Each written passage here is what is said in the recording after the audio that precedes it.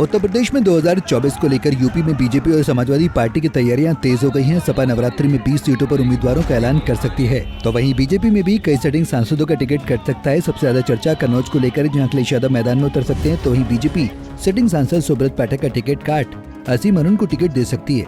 Kannauj seat पर इस बार जबरदस्त लड़ाई देखने को मिल सकती है। खबरों की माने तो सपा अध्यक्ष अखिलेश यादव इस सीट पर चुनावी मैदान में उतर सकते हैं। ऐसे में बीजेपी लगातार विवादों में बीजेपी सांसद सुब्रत पाठक का टिकट काट सकती है। पाठक की जगह कन्नौज से विधायक और योगी सरकार में मंत्री असीम अरुण को टिकट दिया जा सकता है। इस बारे में जब असीम अरुण से पत्रकारों ने सवाल किया तो उन्होंने कहा कि ऐसी चर्चाएं हैं, लेकिन ऐसा कोई इरादा नहीं है। अभी मैं कन्नौज से विधायक हूं, कन्नौज की सेवा करना चाहता हूं। बाकी ये सिर्फ मीडिया की चर्चा है, इसकी कोई गहराई नहीं है। सपा के राष्ट्रीय महासचिव शिवपाल यादव से जब इसे लेकर सवाल किया गया तो उन्होंने कहा कि वो राष्ट्रीय अध्यक्ष हैं, कहीं से भी चुनाव लड़ सकते हैं, कन्नौज से भी चुनाव लड़ सकते हैं, आजमगढ़ से भी चुनाव लड़ सकते हैं। जब उनसे पूछा गया कि कन्नौज की चर्चा ज्यादा हो रही है तो शिवपाल ने कहा कि जहां से भी उनकी इच्छा होगी वो चुनाव लड़ सकते हैं। इन तमाम चर्चाओं के बीच खुद सपा अध्यक्ष अखिलेश यादव ने भी इस बात का इशारा किया है कि गुरुवार को कानपुर देहात पहुंचे अखिलेश से जब सवाल पूछा गया तो उन्होंने कहा कि ये पीडीए का दांव उन्हें उठने नहीं देगा, पीडीए का दांव उन्हें चित्त कर देगा। पीडीए का दांव ऐसा दांव है कि उन्हें समझ नहीं आ रहा है कि किस दिशा में जाएं। ये तो केवल बातें कर रहे हैं, आएंगे और कुछ न कुछ बात करके चले जाएंगे। इनका विकास बातों में है, इनका काम बातों में है। इनके पहनावे से ही पता चल जाता है कि ये बहुत बड़े छोड़ू लोग हैं। गोरखपुर में, वाराणसी में आप जानकारी कर लें और सरकार जब भी जांच करेगी, सबसे ज्यादा जमीनों का और सबसे ज्यादा खिलवाड़ कागजों से और भूमि माफिया के रूप में कोई उभर करके आ रहे तो भारतीय जनता पार्टी स्वयं है।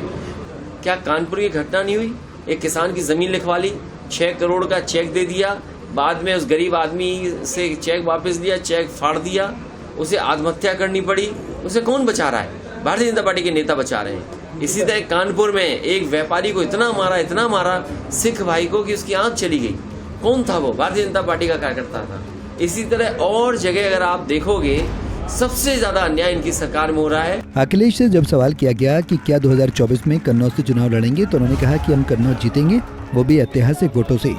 आपसे भी हम अपील करते हैं कि आप भी मदद करना। आज ही खबर पड़ी है कि कानपुर देहात में भी और कानपुर में 2 पक्ष में झगड़ा हुआ, 2 लोगों की जान चली गई केवल जमीन के विवाद में।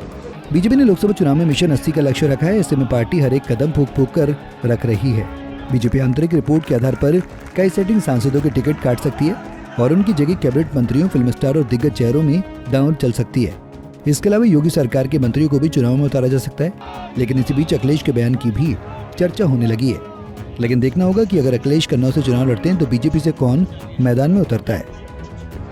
हमसे जुड़े रहने के लिए हमारे YouTube चैनल को सब्सक्राइब करें और नई वीडियो की नोटिफिकेशन के लिए बेल आइकॉन को दबाएं।